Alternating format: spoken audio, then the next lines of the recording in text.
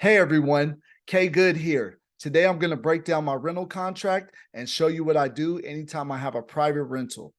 So here you see the name of my company at the top of the contract.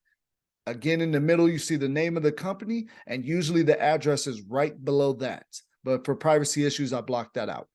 Phone number is listed right below that, so customers know exactly where to contact you and have all of your information. Second page is where we get into the meat and potatoes, and we have the customer's information. So here, you want to put the customer's name, address, city, the state and the zip code. You also want to get their driver's license number, the state of the driver's license. You want to get the expiration date of the driver's license, their date of birth, and their phone number. On the right side, you could put in the unit number. You could put in the date and time that the vehicle is being sent out. You want to put the date and time when the vehicle comes back. You also want to put the due in. So once the vehicle is received, you'll put in the date and the time that the vehicle was received. You have a slot for the vehicle VIN number, the license plate number, the state that the vehicle is registered in. You also have the year, make, model, and color that you will want to include as well. Also, below that section, there is something that says miles allowed. So you could determine how much mileage that you want the person to drive when they have your vehicle. So it could be 200 miles per day, 150 miles per day, maybe even unlimited. So here you can mark the amount of miles that the vehicle is supposed to be driven while it is on the booking. Mileage out. So this is actually what's on the odometer when you check the vehicle out to the customer. So you want to write this mileage in here. And then also when it's returned, you want to put the mileage that it was returned at in the mileage in field. Miles driven. So between the mileage out and the mileage in, you would just subtract from mileage in what the mileage out was, and that will determine how much miles driven. And if you have overage charges, there's a section here for chargeable miles. So that means that if you're going to charge them additional costs, you could put in how much miles were outside of what was covered. On the other side over here on your left, you will notice there's a section for authorized additional drivers.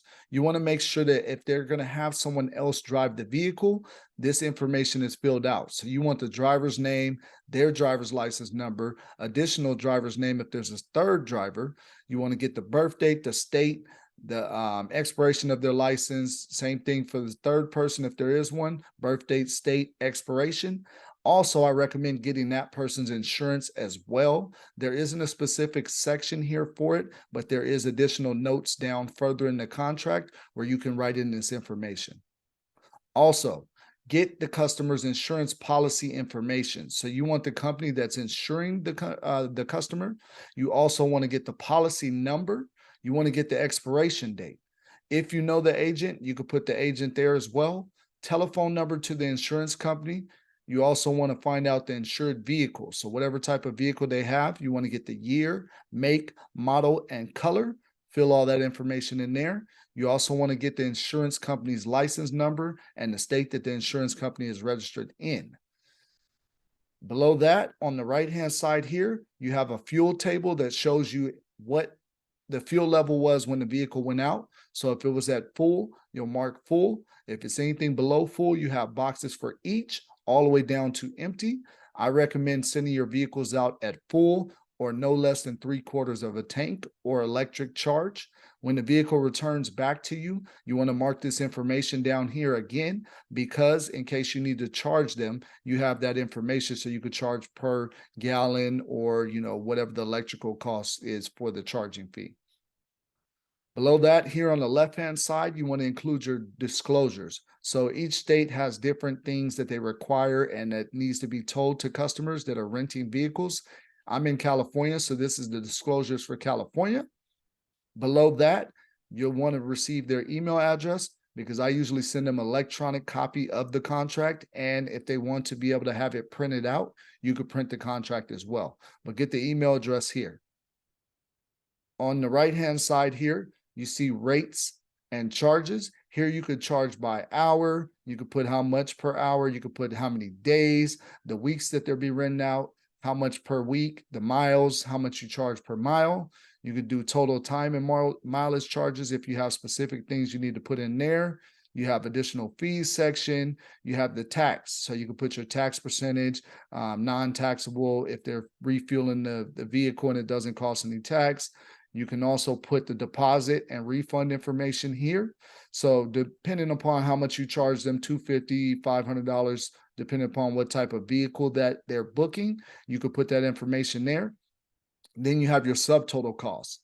Below that, you'll have your total charge, method of payment. So if they're taking American Express, MasterCard, Visa, cash, I don't recommend cash, but some people do cash. You can put all of that information here.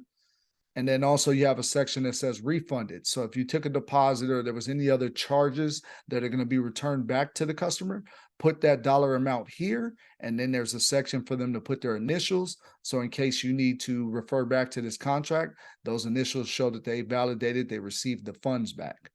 And then below that, you will see a section for them to sign. So having them sign this contract in California is valid. California makes sure that as long as you have signatures on your contracts, you are covered, and that's for anything that could come up.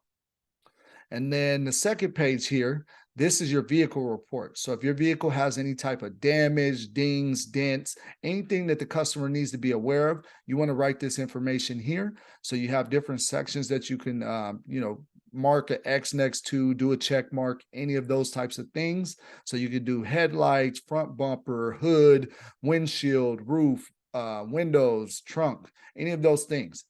And then the best part is having the diagram here, because if you have this diagram filled out showing what dings and dents or damage is on the vehicle, you have the customer initial down below the picture that they agree, so that when they bring the vehicle back to you and you do your condition in report, you will be able to mark any damage that is updated to the vehicle here.